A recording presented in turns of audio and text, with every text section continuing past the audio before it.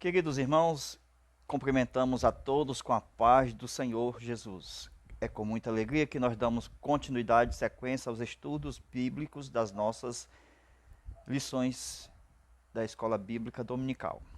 Estamos estudando a lição de número 9, a lição de número 9 extra de reforço à igreja e o sustento do missionário.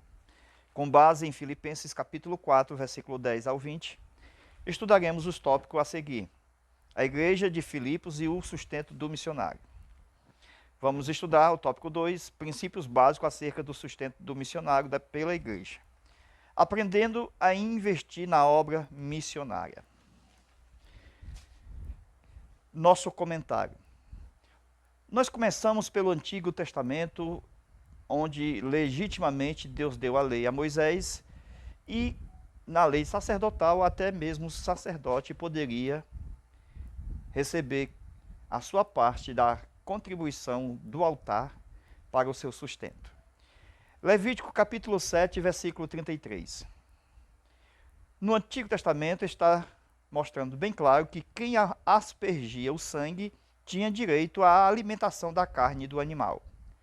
Quando era um sacrifício, parte do animal ficava com o sacerdote e alimentava ele e seus filhos. Então, quem ministra tem direito ao salário do seu trabalho, do seu labor. Isto é um direito que não pode ser roubado do ministro. Aqui nós estamos falando de coisas básicas. Muitos não têm conhecimento das leis de Deus nesse particular, né? Os ignorantes, falta de conhecimento. Aquele que prega a palavra, ministra em favor do povo. No Antigo Testamento, o sacrifício em partes ficava parte no altar e parte com o sacerdote. Essa parte que ficava no altar era totalmente direcionada a Deus. Por exemplo, o sangue direcionado a Deus. Não podia nem comer, proibido comer sangue.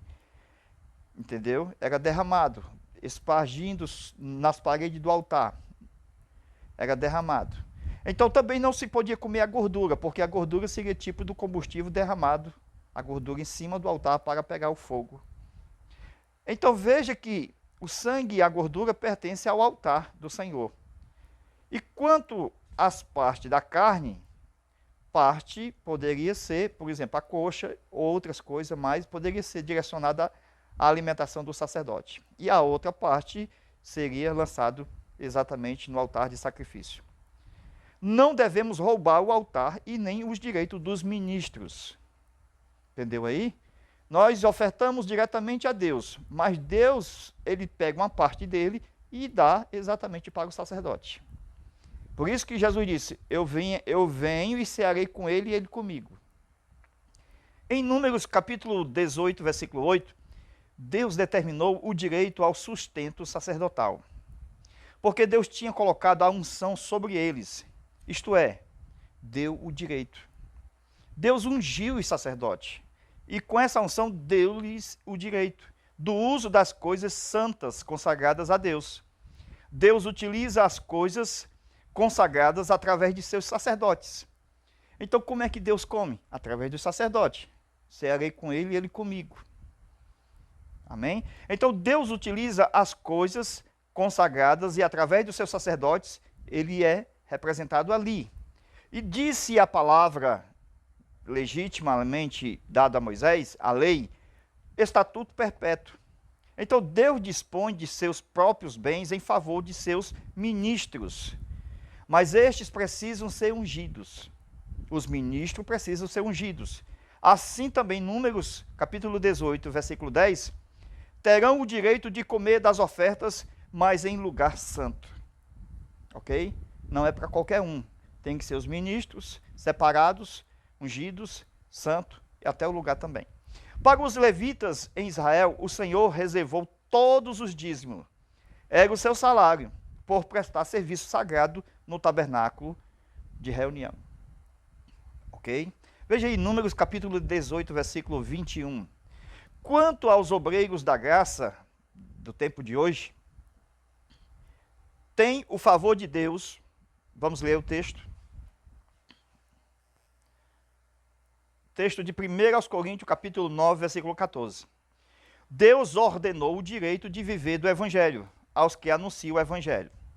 Mateus 10:10, o obreiro é digno do seu alimento.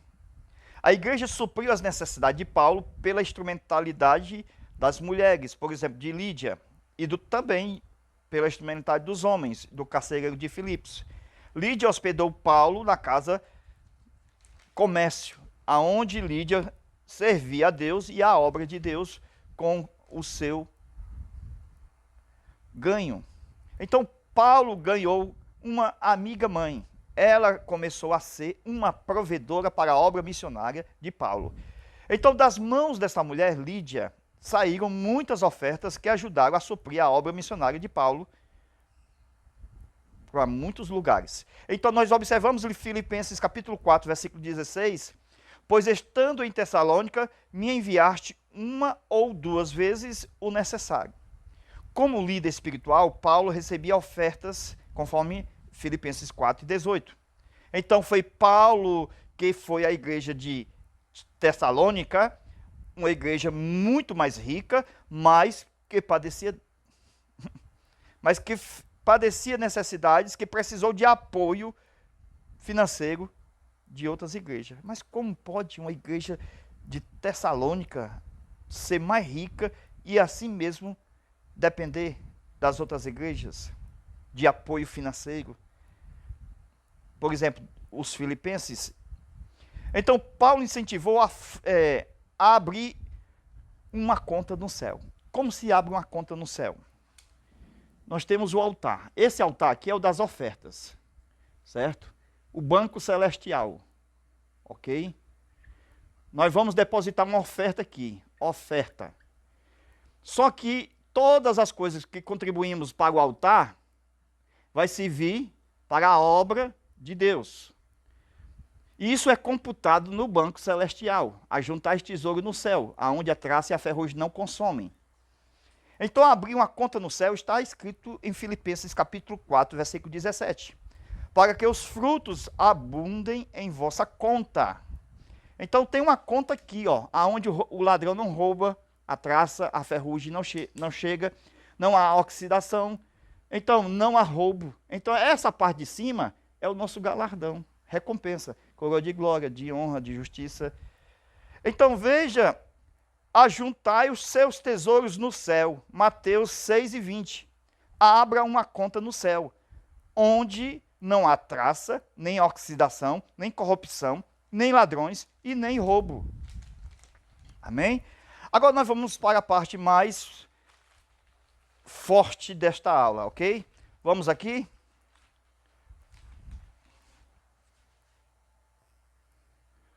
Então nós vamos aqui mostrar por que Deus pede oferta.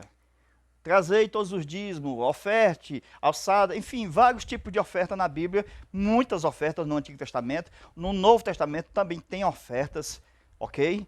Então vamos estudar sobre isso. Nós estamos estudando sobre a lição 9, a igreja e o sustento do missionário.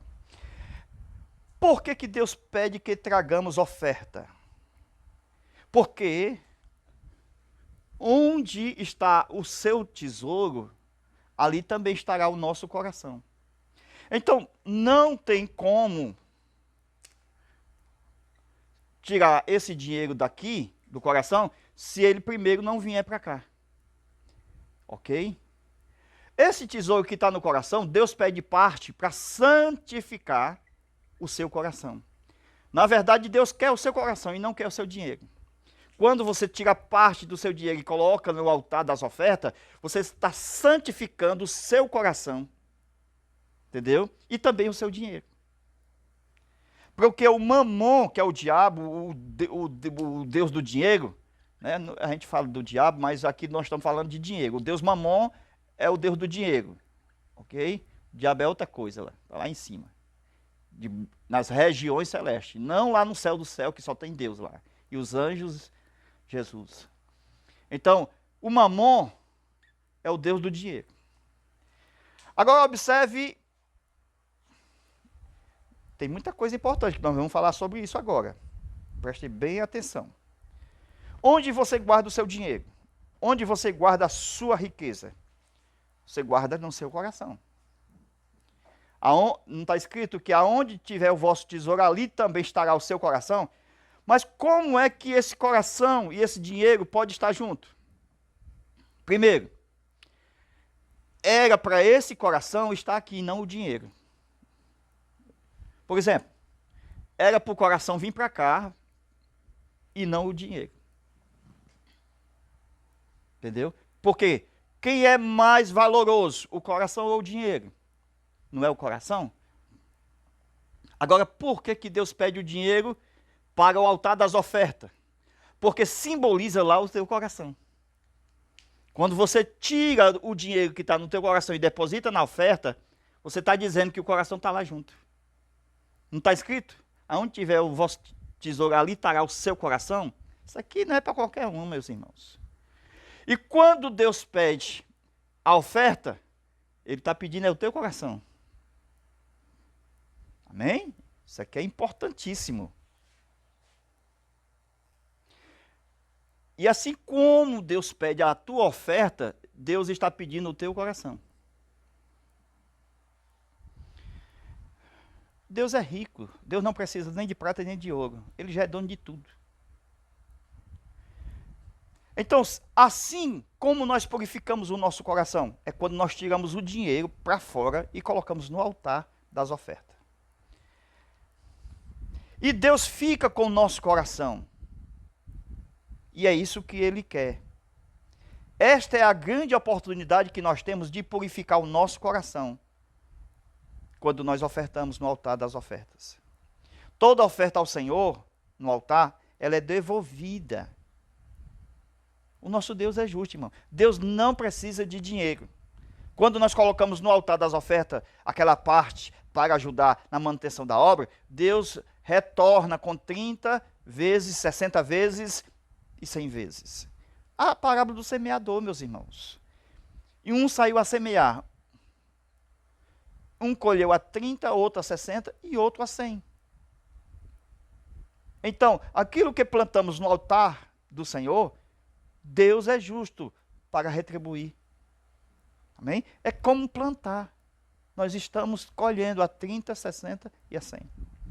Deus não fica com o teu dinheiro, Ele devolverá. Ninguém compra Deus. Esta que é a realidade, irmão. As pessoas pensam que estão dando dinheiro. Eles estão investindo no reino de Deus.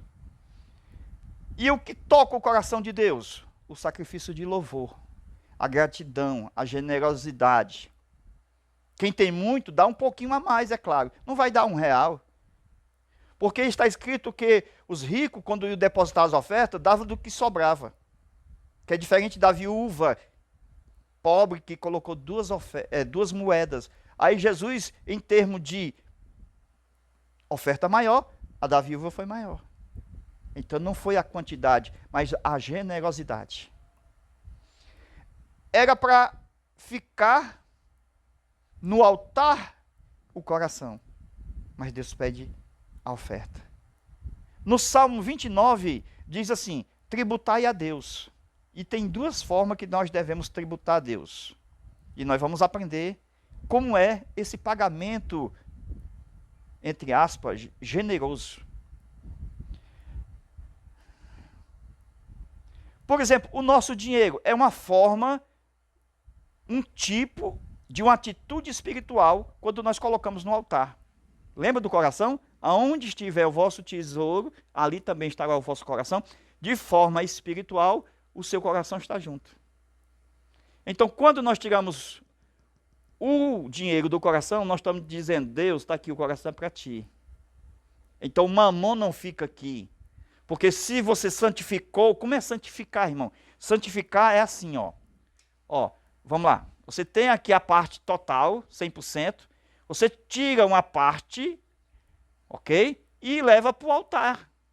Essa parte tu levou para o altar e tu ficou com a outra parte. Então, esse resto aqui, santificado. Amém? Se o punhado da massa é santo aqui, o resto também é. Então, tudo aquilo que eu levo para o altar, estou tipologicamente representando aqui o meu Cristo que morreu na cruz no altar. Viu? E se eu não contribuo, se eu não oferto, se eu não faço nada, eu estou levando em vão a oferta do próprio Deus que Ele fez por mim e por você. Eu falei que é muito forte essa parte. Se o seu coração for junto com o dinheiro, não vale nada. Tem pessoas que dá, contribui, e o coração vai junto. Preste atenção. No sentido negativo. Entendeu aí? Ah, vai faltar. Ah, e amanhã? Quer dizer, nesse sentido, não vale nada. Então, por tipologia, Deus está pedindo a parte que toca a contribuição voluntária, generosa, para substituir esse tal de coração. Porque quando nós lançamos aquilo que está no coração, nós estamos santificando aquilo que está no coração. Lembra da massa? Tirou um pouquinho, colocou aqui, e o resto da massa não é santo? Então essa parte que saiu aqui do coração e foi para cá, o resto da massa ficou santo. Eu estou falando aqui de Jesus e a igreja. O pedaço da massa é Cristo. O resto da massa é a igreja. Como foi que a igreja foi santificada? Porque o pedaço da massa saiu daqui, ó. Foi colocado no altar de Deus. Amém? Tem pessoas que não gostam das missões. Contribui com R$1.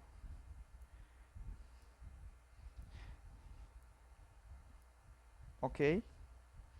Quando ensinar sobre oferta na obra de Deus, temos que ter muito cuidado e dar uma olhada assim para o retrovisor, porque sempre tem um diabo atrás. Para que falar em dinheiro? A Bíblia fala em dinheiro, dos talentos. Deus procurou o talento e falou que era, por que não colocou meu dinheiro no banco? Deus estava exigindo os juros. É muito sério isso aqui. Ok? Mateus capítulo 21, versículo 34. Veja que, lendo essa parábola, tem pessoas que só contribuem se o pastor falar 1 hora, 2 horas, o culto inteiro. Se o pastor pedir direto. E não é assim. Porque essas pessoas que dependem de pedir, são da lei. Esses são os que precisam de cobradores, de estar no pé. Mas os que são da graça, eles não precisam de cobradores, porque no tempo certo, ele já envia. Amém, meus irmãos? No tempo certo, ele já envia, não tem cobrador. Esse é o da graça. Estas são as duas formas de tributar a Deus. A primeira, aqueles que vão à força. No tempo da lei, os profetas vinham, obrigava pela lei a tributar a Deus. Segundo, voluntariamente, esta é a graça. Antes que o cobrador chegue, você já envia. Amém? Não precisa falar mais de 1 hora sobre ofertas e você deva ser cobrado. Os voluntários são da graça. Os voluntários são da graça. E o pessoal da lei são aqueles que reclamam. São aqueles que espancam, apedrejam e matam. A obra de Deus precisa de provisão. E nós sabemos disso. Agora, vamos aqui para a nossa lousa novamente.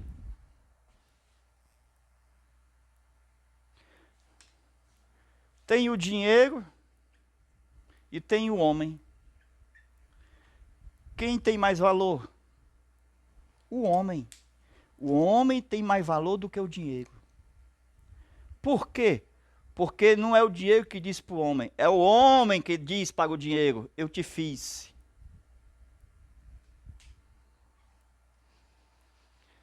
Então, não é só de dinheiro que vive o homem. A capacidade do sucesso de um homem inteligente não está no dinheiro.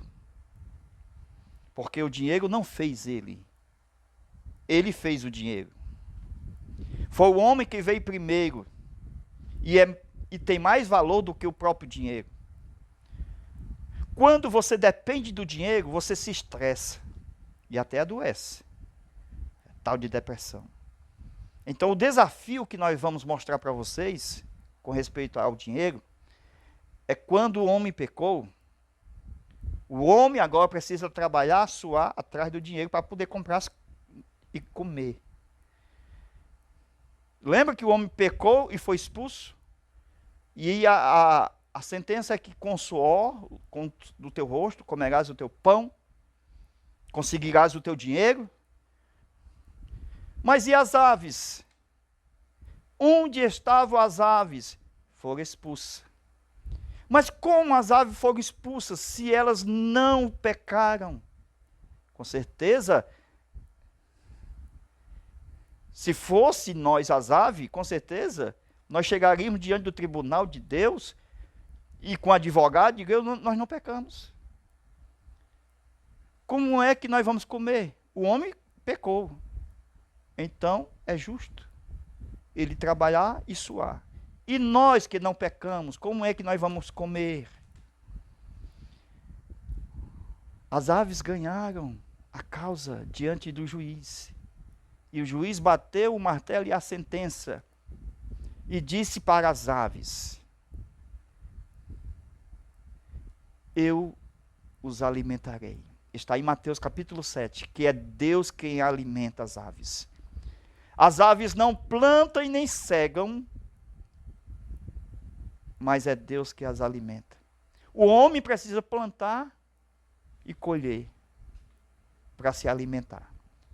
E Deus, justamente, foi a maneira própria